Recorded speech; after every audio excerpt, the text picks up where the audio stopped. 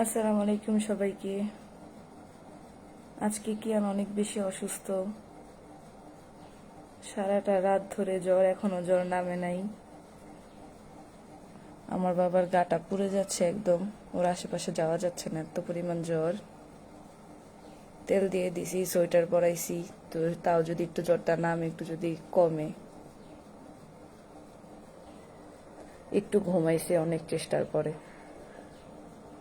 সারা রাত একটু ঘুমাই নাই।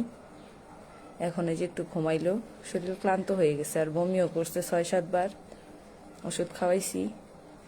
ইস, ধরা যায় না, গাও এত গরম, অনেক গরম। সে ওর বাবাটা। সবাই আমার বাচ্চাটার জন্য একটু দোয়া করবেন, যাতে তাড়াতাড়ি সুস্থ হয়ে যায়। হঠাৎ করে যে কেন জ্বর আসলো বুঝতে পারতেছি না। যদি ওর বাবা বলতেছে বেশি ঠান্ডা পানি খাওয়া হয়ে গেছে, আমি নাই করি, আমার বাচ্চাটা শোনে না, একটু দুষ্টু তো, ওর যেমন চাই তাই করে। যদি বলি যে বাবা খেও না, সে শোনে না।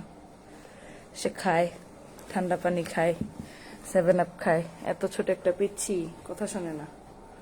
এখন এই যে অসুস্থ, এখন বিছানায় পড়ছে, এখন আমার মাথার ব্রেন খুলছে। তখন আমি বলছি খাক, কি হবে আর, ছোট্ট একটা মানুষ, একটু করে খাইলে কিছু হয় না। একটু করে খেয়ে যে তার এমন হয়ে যাবে সেটা তো আর আমি বুঝতে পারি না।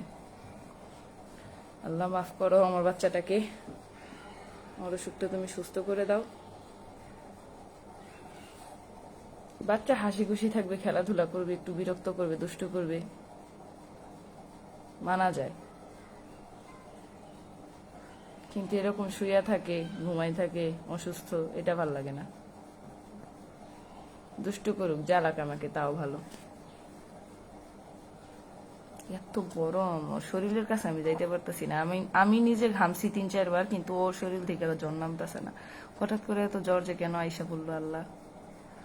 আল্লাহ মাফ করো, আমার বাচ্চাটাকে সুস্থ করে দাও। সবাই একটু দোয়া করেন আমার বাচ্চাটার জন্য।